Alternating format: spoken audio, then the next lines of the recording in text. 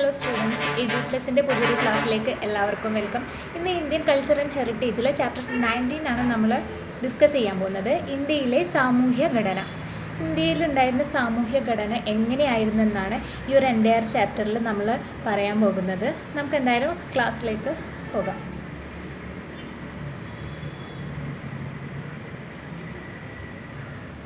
വർഗ ജനവിഭാഗങ്ങൾ. ഇന്ത്യയിൽ തിരിച്ചറിയാവുന്ന സാമൂഹ്യ ഘടനകളിൽ വെച്ചിട്ട് ഏറ്റവും പണ്ട് മുതലേ ഉണ്ടായിരുന്നവയാണ് വർഗങ്ങൾ എന്ന് പറയുന്നത്. ഇപ്പം ഇന്ത്യയുടെ വിവിധ ഭാഗങ്ങളിൽ നാഗ, മിസോ, ഖരോ, കാസി, കന്ത്, ഹോ, മുണ്ട എന്നിങ്ങനെ നിരവധി ഗോത്രവർഗങ്ങൾ നിലനിന്നിട്ടുണ്ടായിരുന്നു. അപ്പം ഈ വിഭാഗങ്ങളെയൊക്കെ ഭരണഘടനയിലെ ഒരു പട്ടികയിൽ ഉൾപ്പെടുത്തി. അതുകൊണ്ട് ഈ വർഗങ്ങൾ പട്ടികവർഗങ്ങൾ എന്ന പേരിൽ അറിയപ്പെട്ടു. ഇവരൊക്കെ ജാതിയുടെയോ അല്ലെങ്കിൽ വർണ്ണത്തിൻ്റെയോ അടിസ്ഥാനമാക്കിയിട്ടുള്ള ഒരു വർഗമാണ്. മറ്റുള്ളവരിൽ നിന്ന് എങ്ങനെ വ്യത്യാസപ്പെട്ടിരിക്കുന്നു എന്ന് വെച്ച് കഴിഞ്ഞാൽ ഒരു പ്രത്യേകത്തിലുള്ളൊരു ചോദ്യം തന്നെ ഇവിടെ നമുക്ക് ഉന്നയിക്കാം. അവർക്ക് അവരുടേതായ ആചാരങ്ങളുണ്ട്, അവരുടേതായിട്ടുള്ള അനുഷ്ഠാനങ്ങളൊക്കെ ഈ ഒരു ജനവിഭാഗങ്ങൾ ഊട്ടിയുറപ്പിക്കുന്നുണ്ട്. ഇതാണ് വർഗ ജനവിഭാഗങ്ങൾ. ഇനി വർഗത്തെ എങ്ങനെ തരംതിരിക്കാം? ഇവിടെ കുറച്ച് പോയിന്റ്സ് വന്നിട്ടുണ്ട്. ചില സവിശേഷതകളുടെ അടിസ്ഥാനത്തിൽ വർഗത്തെ തിരിച്ചറിയാനാകും. ഒന്ന്, എല്ലാ അംഗങ്ങളും രക്തബന്ധത്തിൽ അധിഷ്ഠിതമായി പരസ്പരം ബന്ധപ്പെട്ടിരിക്കുന്നു. രണ്ടാമതായി പറയുകയാണെങ്കിൽ എല്ലാവർക്കും തുല്യ പദവിയായിരിക്കും. മൂന്നാമതായിട്ട് ഒരു പൊതു മുൻഗാമിയിൽ നിന്ന് ഉടലെടുത്തവരാണ് തങ്ങളെന്ന് അവർ വിശ്വസിക്കുന്നു. നാലാമത്തേത് എല്ലാവർക്കും തുല്യ പങ്കാളിത്തമായിരിക്കും. 5 വരുന്നത് സ്വകാര്യ സ്വത്തവകാശം എന്ന ബോധം പ്രകടമല്ല. 6ാമത്തെ പോയിൻ്റായിട്ട് വരുന്നത് ലിംഗത്തിൻ്റെയും പ്രായത്തിൻ്റെയും അടിസ്ഥാനത്തിൽ മാത്രമുള്ള സാമൂഹ്യ വ്യവസ്ഥ. അപ്പം ഈ ഒരു പോയിൻ്റ് ആലോചിച്ച് വെക്കണം. ഇത്രയും പോയിൻ്റ് തന്നെയാണ് ഇവരുടെ സവിശേഷതയായിട്ട് വർഗത്തെ തിരിച്ചറിയാൻ പറ്റുന്നത്. ഇനി ചാതുർവർണ്ണ സമ്പ്രദായം. ചാതുർവർണ്ണ സമ്പ്രദായത്തെക്കുറിച്ച് പറയുകയാണെങ്കിൽ 4 വിഭാഗങ്ങളായിട്ട് മാറ്റിയിട്ടുണ്ട്. ബ്രാഹ്മണ, ക്ഷത്രിയ, വൈശ്യ, ശൂദ്ര എന്നിങ്ങനെ 4 വിഭാഗങ്ങളായിട്ടാണ് വിഭജിച്ചിട്ടുള്ളത്. തുടർച്ചയായിട്ടുള്ള വർഗ അല്ലെങ്കിൽ വർഗേതര യുദ്ധങ്ങൾ, പിടിച്ചടക്കിയവരെ കീഴടക്കലും, യുദ്ധത്തിൽ ലഭിച്ച കൊള്ള മുതൽ കൈയടക്കലും, സമ്പത്തിൻ്റെ സന്തുലിതമായിട്ടുള്ള വിതരണങ്ങളും ഒക്കെ അടിസ്ഥാനപരമായിട്ട് ഇത്തരം വർഗങ്ങളുടെ രൂപീകരണത്തിന് കാരണമായിട്ടുണ്ട്. അപ്പം കൂടുതലായിട്ടും ബ്രാഹ്മണർ പുരോഹിതന്മാരായിട്ടാണ് പ്രവർത്തിച്ചിട്ടുള്ളത്. ക്ഷത്രിയന്മാരാകട്ടെ രാഷ്ട്രീയ കാര്യങ്ങളിലാണ് കൂടുതലായിട്ട് നോക്കിയിട്ടുണ്ടായിരുന്നത്. ഇനി വൈശ്യർ എന്ന് വെച്ച് കഴിഞ്ഞാൽ കാർഷിക മേഖലയിൽ ഏർപ്പെട്ട് പോയവരായിരുന്നു. ശൂദ്രരാണ് ഏറ്റവും താഴെ തട്ടിലുണ്ടായിരുന്നവർ. അവർ ദാസ്യവേലയിലായിരുന്നു ഏർപ്പെട്ടിട്ടുണ്ടായിരുന്നത്. അപ്പം ആദ്യത്തെ 2 വിഭാഗങ്ങൾ ബ്രാഹ്മണരും ക്ഷത്രിയന്മാരും കൂടുതലായിട്ട് ഉൽപാദന പ്രക്രിയയിലായിരുന്നു. അവർ 3ാമത്തെ വിഭാഗത്തെ ചൂഷണം ചെയ്തു. അതായത് വൈശ്യരെ, കാർഷിക വൃത്തിയിലുള്ളവരെ ചൂഷണം ചെയ്തു, 1ാമത്തെയും 2ാമത്തെയും വിഭാഗങ്ങൾ. എന്നാൽ ഇവർ 3 പേരും കൂടെ ചൂഷണം ചെയ്തു വന്നത് ശൂദ്രന്മാരെ ആയിരുന്നു. ഈ 3 ഉന്നത ജാതികൾ കൂടുതലായിട്ടും പൂണൂൽ ഉപനയന ചടങ്ങുകൾ എന്നാണ് പറയുക, പൂണൂൽ ചടങ്ങ് ഉണ്ടായിരുന്നു, അതിന് അവകാശപ്പെട്ടവരായിരുന്നു. ഇതാണ് ചാതുർവർണ്ണ സമ്പ്രദായം.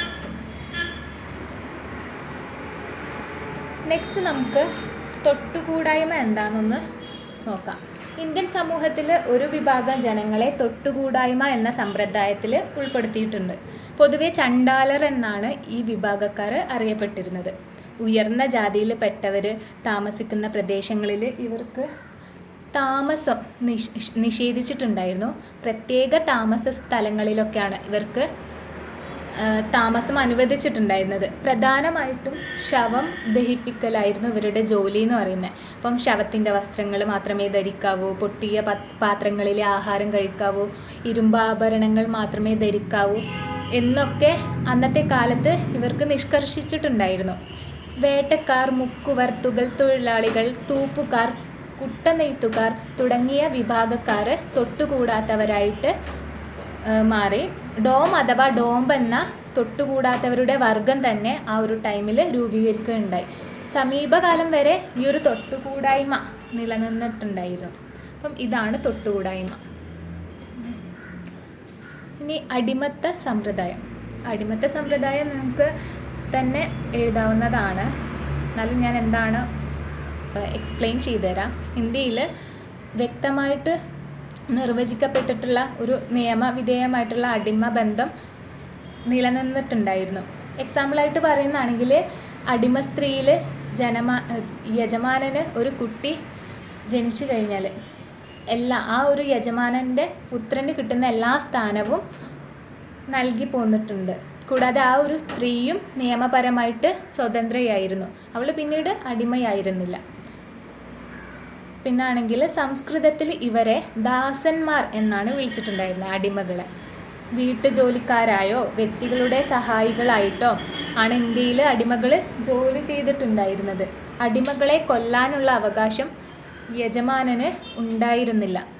ആദ്യകാലങ്ങളിൽ അടിമകളുടെ വിൽപ്പന നടന്നിട്ടുണ്ടായിരുന്നില്ല. പിന്നീട് അത് പ്രാബല്യത്തിൽ വരികയുണ്ടായി. 16-ാം നൂറ്റാണ്ടിൽ വിജയനഗര സാമ്രാജ്യത്തിൽ അടിമ കമ്പോളം ഉണ്ടായിരുന്നു. ഈ ഒരു നൂറ്റാണ്ടിൽ തന്നെ പോർച്ചുഗീസുകാരും വൻതോതിൽ അടിമക്കച്ചവടം നടത്തിയിട്ടുണ്ടായിരുന്നു.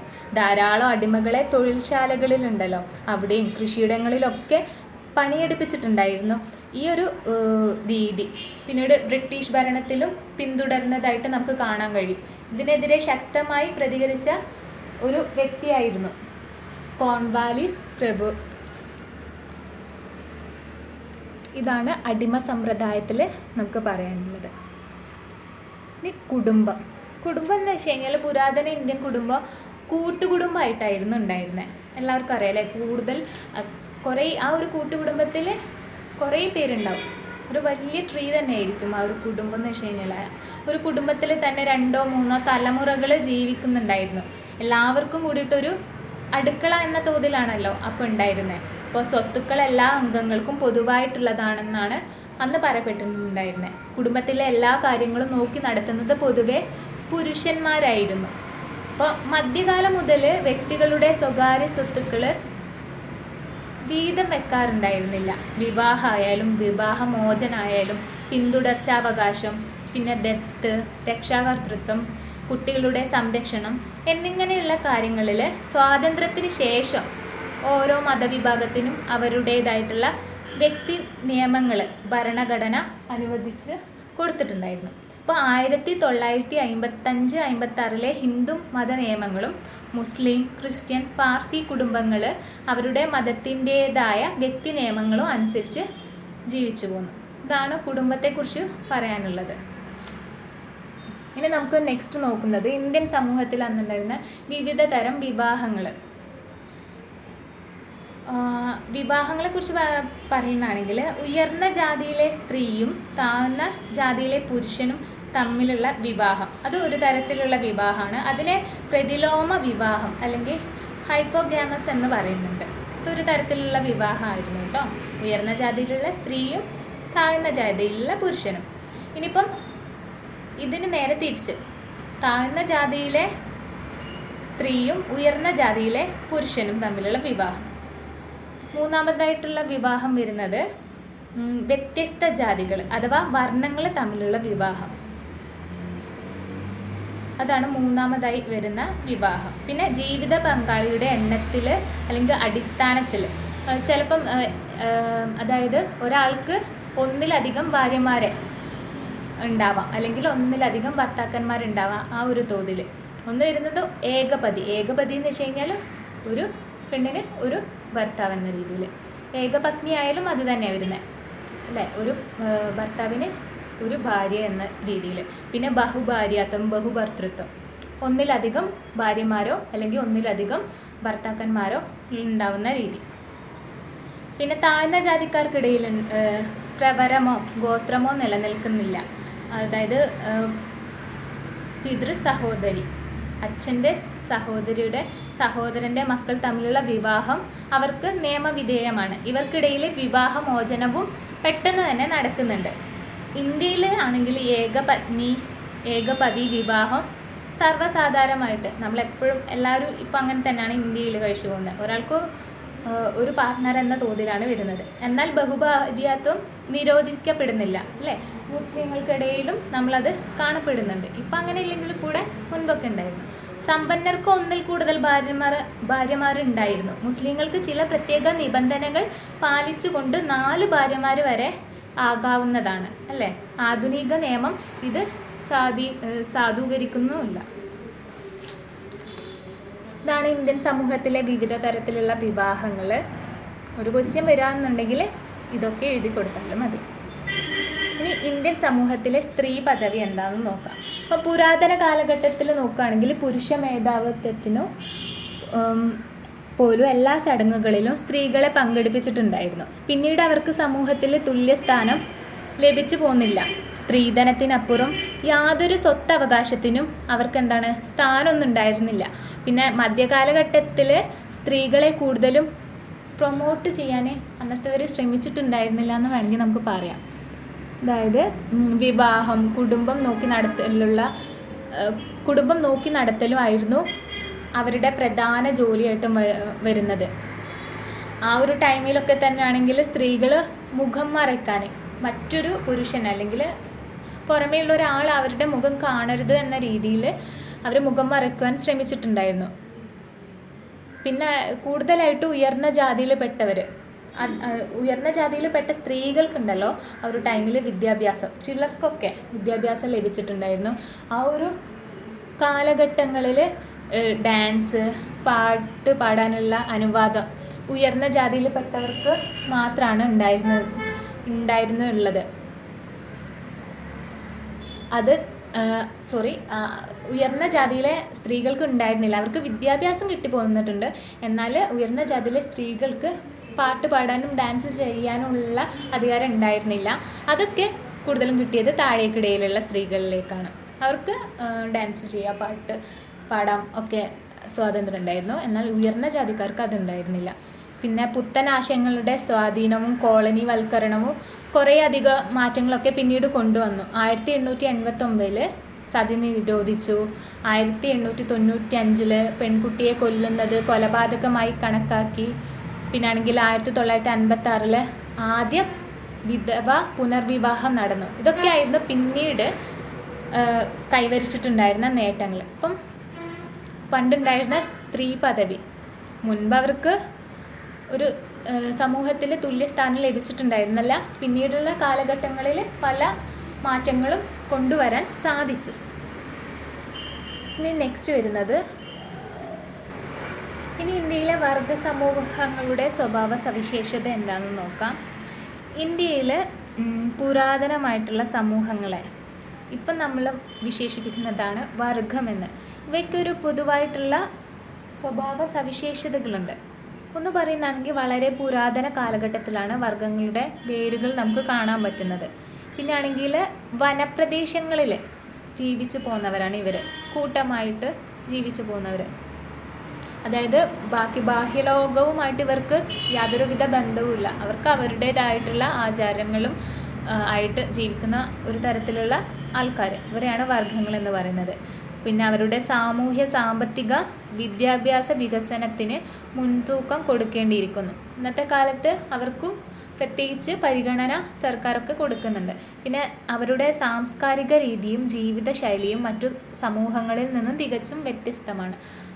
ഓക്കെ, അപ്പം ഇവരെ കൂടുതലായിട്ടും ഈ ഇന്ത്യയിലെ ഈ വർഗങ്ങളെ പുരാതന നിവാസികൾ എന്ന അർത്ഥത്തിൽ പൊതുവെ ആദിവാസികൾ എന്നാണ് നമ്മൾ പറയപ്പെടുന്നത്. അപ്പം അവർ കൂടുതലായിട്ടും അവരുടേതായിട്ടുള്ള ആചാരങ്ങളിലായിരുന്നു കഴിഞ്ഞു പോകുന്നത്. അതായത് അവരുടെ വിശ്വാസങ്ങളിലും സാമ്പത്തികമായിട്ടുള്ള സംവിധാനങ്ങളിലും വ്യത്യസ്ത പുലർത്തി വരുന്നവരായിരുന്നു.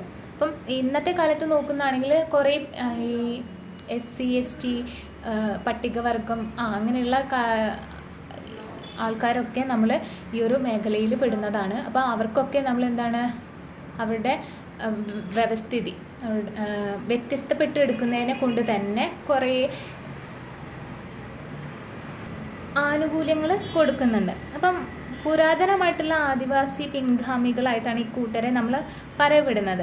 അപ്പം ഇവർക്കിടയിൽ ഞാൻ നേരത്തെ പറഞ്ഞ പോലെ ആചാരങ്ങളും വിശ്വാസങ്ങളും ഒക്കെ വച്ച് പുലർത്തി പോകുന്നുണ്ട്. അപ്പം പുറം ലോകം എപ്പോഴും ഇവരെ ചൂഷണം ചെയ്തുകൊണ്ടിരിക്കാനാണ് ശ്രമിക്കുന്നത്. ഒരു എക്സാമ്പിൾ പറയുകയാണെന്നുണ്ടെങ്കിൽ അന്നത്തെ ഒരു മധുവിൻ്റെ കേസ് നിങ്ങൾക്ക് എല്ലാവർക്കും അറിയാവുന്നതാണ്. അപ്പം അവർ ഒരു ഭക്ഷണത്തിന് വേണ്ടിയിട്ടാണ്, പുറം ലോകമായിട്ട് പ്രത്യേകിച്ച് വലിയ യാതൊരുവിധ ബന്ധവും അവർക്ക് ഉണ്ടാവുന്നില്ല. അപ്പം അതുകൊണ്ട് ഒരു നേരത്തെ ഭക്ഷണത്തിന് വേണ്ടിയിട്ടാണ് അദ്ദേഹം നാട്ടിലേക്ക് വന്നത്. അപ്പം അതിൻ്റെ പുറം ലോകം അവരെ കൂടുതലായിട്ട് മർദ്ദിച്ചു അല്ലേ. അപ്പം ഈ ഒരു ഇൻസിഡൻറ്റിനെ നമുക്ക് തട്ടിച്ചൊന്ന് വേണമെങ്കിൽ പ്രതിപാദിക്കാം ഈ ഒരു കാര്യത്തിൽ. അപ്പം അവർക്ക് പുറം ലോകമായിട്ട് പ്രത്യേകിച്ച് അവിടെ എന്താ നടക്കുന്ന കാര്യങ്ങളൊന്നും വലിയ രീതിയിലുള്ള അറിവുണ്ടായിരിക്കുന്നില്ല. വിദ്യാഭ്യാസത്തിൻ്റെ കാര്യത്തിലായാലും സമ്പത്തിൻ്റെ കാര്യത്തിലായാലും ഒക്കെ അവർ ബാക്കിയുള്ളവരെ അപേക്ഷിച്ച് പുറകിലാണ്. ഇനിയിപ്പം ഡെവലപ്മെൻറ്റ് വരുന്നതാണെങ്കിലും അവർ വനപ്രദേശങ്ങളിലാണല്ലോ കഴിയുന്നത്. അപ്പോൾ അതിൻ്റെതൊക്കെ ആയിട്ടുള്ള ഉയർച്ചകളൊക്കെ അവർക്ക് ഉണ്ടാവുന്നുള്ളൂ. പക്ഷേ പല മരുന്നിൻ്റെ ആ ഒരു കാര്യത്തിലൊക്കെ അവർ കൂടുതലായിട്ട് അവർക്ക് അറിവ് കൂടുതലായിട്ട് ഉണ്ടാവുന്നതാണ്. ഈ ഒരു മേഖലയിൽ പെട്ടവർ പഴയ പാരമ്പര്യം അനുസരിച്ചിട്ട് തന്നെ ഇപ്പോഴും ജീവിച്ചു പോരുന്നവരുണ്ട്.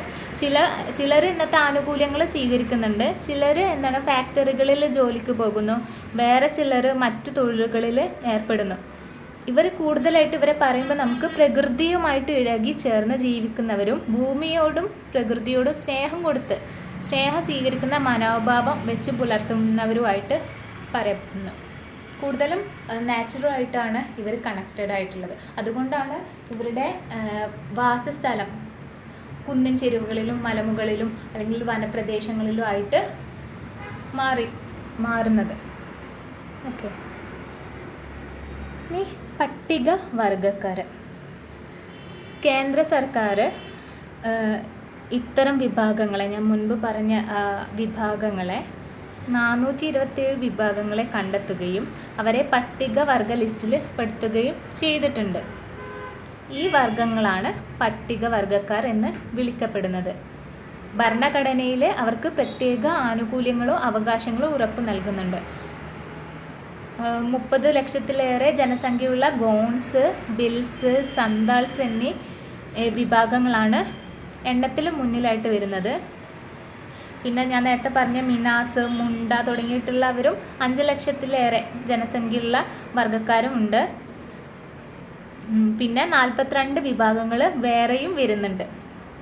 2001 ജനസംഖ്യാ കണക്കനുസരിച്ച് നോക്കുന്നതാണെങ്കിൽ ഭരണഘടനയിലെ പട്ടികവർഗ വകുപ്പിൽ ഉൾപ്പെട്ടിട്ടുള്ളവർ എണ്ണത്തിൽ 40 കോടിയും മൊത്തം ജനസംഖ്യയുടെ 8.2% ഓക്കെ, ഇവരാണ് പട്ടികവർഗക്കാർ. ഇവർക്ക് ഇന്നത്തെ സമൂഹത്തിൽ ഇളവുകളൊക്കെ കൂടുതലായിട്ട് പ്രഖ്യാപിച്ചിട്ടുണ്ട്. അതായത് അവർ മുൻപ് അനുഭവിച്ച് പോന്നിട്ടുള്ള ആ ഒരു അവസ്ഥയിൽ നിന്ന് കുറച്ചും കൂടെ ത്വരിതപ്പെടുത്തി അവരുടെ ഡെവലപ്മെൻറ്റ് ആഗ്രഹിച്ചിട്ടാണ് ഇന്നത്തെ ഗവൺമെൻറ് ഒക്കെ അവർക്ക് വേണ്ടി എല്ലാ സപ്പോർട്ടും കാര്യങ്ങളും പ്രൊമോഷനും ഒക്കെ കൊടുക്കുന്നത് കേട്ടോ. ഇനി വർഗവൈവിധ്യത്തിൻ്റെ 7 മേഖലകൾ എന്താണെന്ന് നമുക്ക് നോക്കാം. ഫസ്റ്റ് വരുന്നത് ദക്ഷിണ മേഖല. നീലഗിരിയും ആന്ധ്രയിലെയും കർണാടകയിലെയും സമീപ കുന്നിൻ ചെരുവുകളും ഉൾപ്പെടുന്നതാണ് ഈ ഒരു മേഖല എന്ന് പറയുന്നത്. ഏറ്റവും വിസ്തൃതി കുറഞ്ഞതും ഒറ്റപ്പെട്ടതും പിന്നെ ഏറ്റവും പിന്നോക്കം നിൽക്കുന്നതുമായിട്ടുള്ള മേഖലയാണ് ദക്ഷിണ മേഖല. തോഡ, കോയ, ചെഞ്ചു, അള്ള തുടങ്ങിയിട്ടുള്ള പ്രധാന വർഗ്ഗങ്ങൾ ഇവിടെ താമസിക്കുന്നു. പിന്നാണെങ്കിൽ വേട്ടയാടിയിട്ടൊക്കെയാണ്, കായ്ക്കനികൾ ഭക്ഷിച്ചുമാണ് ഇവർ ജീവിച്ചു പോരുന്നത്. കാർഷിക മാറ്റവും സാമ്പത്തിക പിന്നോക്കാവസ്ഥയും ഒറ്റപ്പെടലും വാർത്താഗതാഗത സംവിധാനങ്ങളുടെ കുറവും ഒക്കെ വംശനാശ ഭീഷണി നേരിടുന്ന ഭാഷയും ഇവരുടെ നിലനിൽപ്പിന് തന്നെ ഭീഷണിയാകുന്നുണ്ട്. ഇനി നമുക്ക് രണ്ടാമത്തെ മേഖല നോക്കാം. പൂർവ്വ മേഖല എന്ന് വെച്ച് കഴിഞ്ഞാൽ പശ്ചിമ ബംഗാൾ, ഒറീസ ഉൾപ്പെടുന്ന ആ ഒരു മേഖലയെയാണ് പൂർവ്വ മേഖല എന്ന് പറയുന്നത്. പരജ, കോണ്ട, ബോണ്ട, ഭൂമിയ, ഘടബ, സ്കോര തുടങ്ങിയവയാണ് ഈ ഒരു പ്രദേശത്ത് നിലനിൽക്കുന്ന പ്രധാന വർഗ്ഗങ്ങൾ. സാമ്പത്തിക പിന്നോക്കാവസ്ഥ, വനപാലകരുടെയും കരാറുകാരുടെയും ചൂഷണം, ഭൂമിയുടെ അന്യവൽക്കരണം, മാറാരോഗങ്ങൾ, വ്യവസായ പദ്ധതികൾക്ക് വേണ്ടിയിട്ടുള്ള ഒഴിഞ്ഞുപോകൽ തുടങ്ങിയവയാണ് ഈ ഒരു വർഗം നേരിടുന്ന മുഖ്യ പ്രശ്നങ്ങളായിട്ട് ചൂണ്ടിക്കാട്ടുന്നത്. ഇനി മൂന്നാമത്തെ പ്രദേശമാണ് ദ്വീപ് പ്രദേശം. ആൻഡമാൻ നിക്കോബാർ ദ്വീപുകൾ, ലക്ഷദ്വീപ്, ദാമൻ ദിയു ഉൾപ്പെടെയുള്ള ദ്വീപ് പ്രദേശങ്ങൾ എന്നിവയാണ് ദ്വീപ് പ്രദേശമായിട്ട് ഉൾപ്പെടുത്തിയിട്ടുള്ളത്. ഇവിടെയൊക്കെ താമസിക്കുന്ന വർഗ്ഗങ്ങൾ, പ്രധാന വർഗ്ഗങ്ങൾ എന്ന് വെച്ച് കഴിഞ്ഞാൽ ജാർവ, നിക്കോബാറി, ഷാൻപെൻ എന്നീ പേരുകളിലാണ് അറിയപ്പെടുന്നത്. ഇവരിൽ ചിലരാട്ടെ പിന്നോക്കാവസ്ഥ, കൂടുതലും വളരെ പിന്നോക്കാവസ്ഥയിലുള്ളവരാണ്. പിന്നെ പഴയ ശിലായുഗ ജീവിതം നയിക്കുന്നവർ, പഴയ കാലത്തുണ്ടല്ലോ ആ ഒരു ടൈമിലുണ്ടായിരുന്ന ആ ഒരു ജീവിതം നയിക്കുന്നവർ പലരും. പിന്നെ ബാക്കിയുള്ള മിക്കവരും ചെറിയ വർഗ്ഗങ്ങളുടെ കൂട്ടത്തിൽ പെടുന്നവയും വംശനാശ ഭീഷണി നേരിടുന്ന വർഗ്ഗങ്ങളുമാണ്.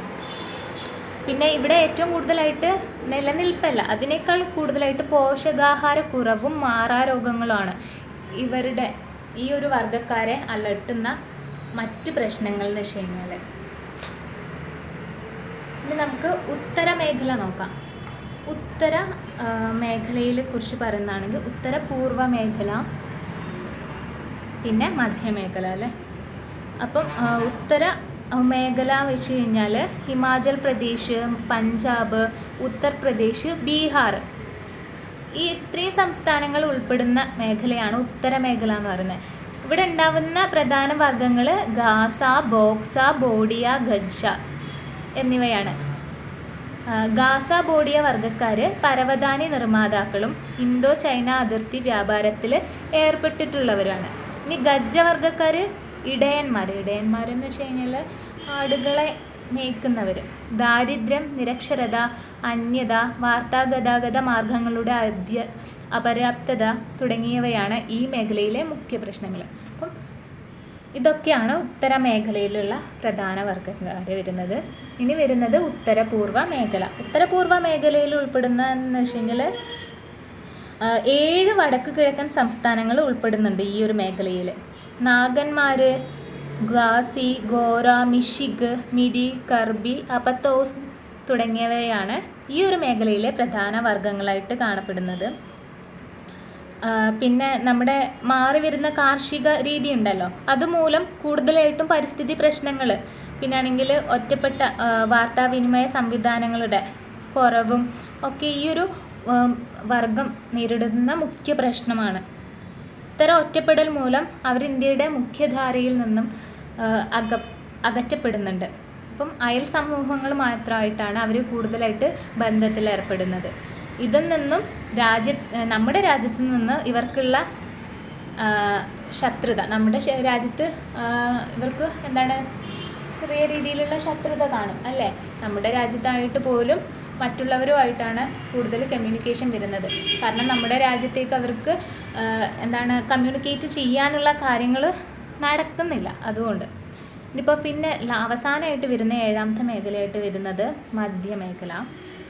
വർഗ ജനസംഖ്യയുടെ സിംഹഭാഗം മീൻസ് ഏറ്റവും ഭൂരിഭാഗവും ഉത്തര മധ്യപ്രദേശ്, ദക്ഷിണ ഒറീസ ഉൾപ്പെടുന്ന ഈ ഒരു മേഖലയിലാണ്. സന്താൾ, എച്ചോ, ബൈഗ, അബുജനാമിയ, മൂറിയ, മുണ്ട, ബിർഹോർ എന്നിവയാണ് ഇവിടുത്തെ മധ്യമേഖലയിലെ പ്രധാന വർഗ്ഗങ്ങളായിട്ട് ഉള്ളത്.